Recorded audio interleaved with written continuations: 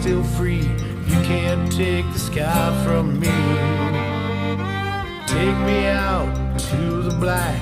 Tell them I ain't coming back. Burn the land, boil the sea. Hey, what's up this afternoon? I'm going to try to get this knocked out really quickly.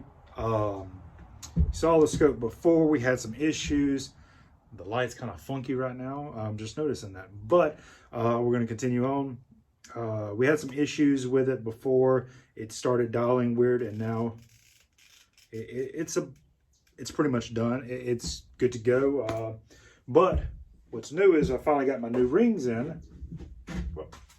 I'm going with the Halo by Riton Optics. I think it's probably one of the best for the money.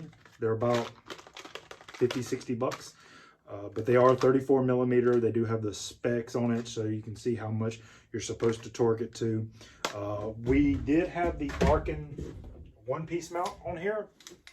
I'm about to take it off. The problem we were running into was I had 20 MOA in the one-piece base and 25 in the base itself. So that, 45 MOA. If you don't know what MOA is,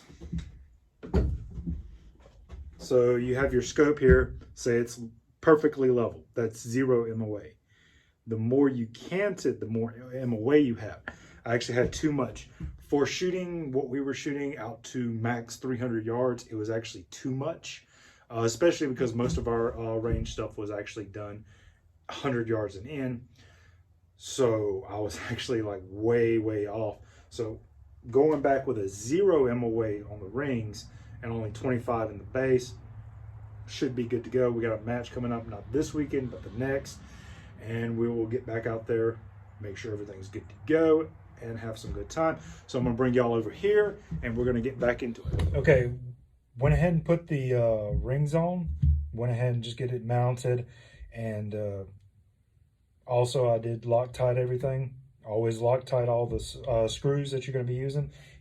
It might seem like a pain once you start taking things off, but the biggest thing is you don't want this thing coming loose when you actually need it. So got the thing, the screws Loctited in and the rings mounted. And I actually upgraded and bought me a little small level to ensure the rifle is level during this process. Something like this, you want it as level as possible, so you're as close to perfect when you get this thing mounted. All right, now we've got the scope actually in the rings. We already started one side. You can still move it back and forth, and that's what you want. You want to be able to adjust. Like I said, Loctite all your screws. And on this step, always do a crisscross pattern. That way you're not over torquing anything, but we're not torquing anything down yet. We are merely getting the screws down in it.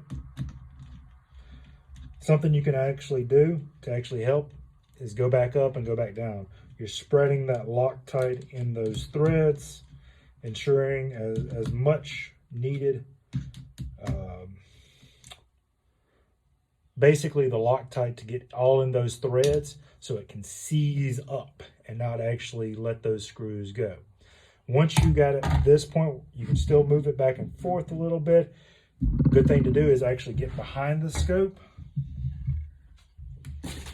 Move some of my stuff.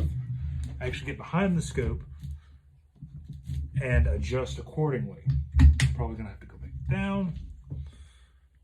Yeah, about there.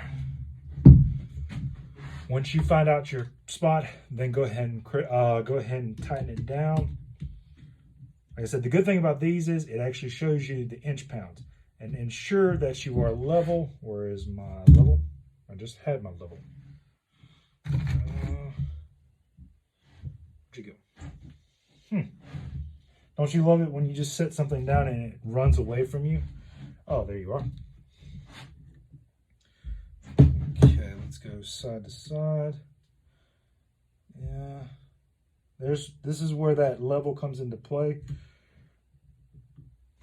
If you know your scope, your rifle is zeroed when it's level like that, you don't have no issues now. It seems like it's a very, very minute thing, but it really does help. Now you can go ahead and start tightening everything down. You don't have to go super tight with these. They actually only go for 18-inch pounds, but you want to make sure it's as tight as it needs to be. Like I said, that's where that Loctite helps out. So I'm gonna make some final adjustments and I'll be back with y'all in just a second. Okay, we're back up here.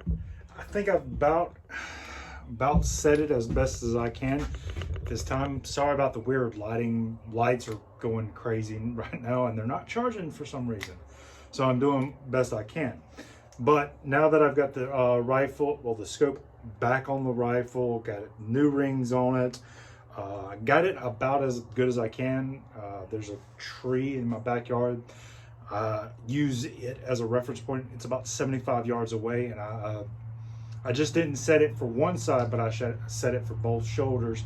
That way, some of the matches we do off-shoulder shooting, so we'll actually swap from your primary to your secondary shoulder and have to use your scope that way. And which, having this thing set right makes a big difference, because if you have it too far forward, too far back, if you only set it for one position, you'll actually end up screwing yourself when it comes to actually doing these competitions like that. But it is back on there. The 3D printed sleeve went back on because it just makes the right, kind of fills it out a little bit, and I think it makes it look a little bit better.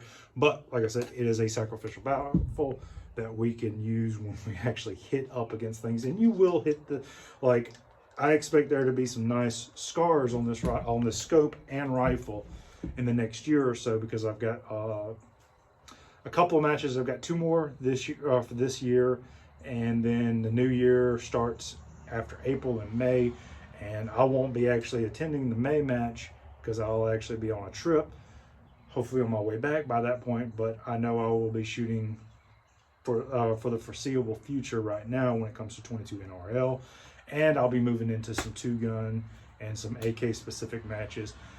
Hopefully Monday you'll see a new video.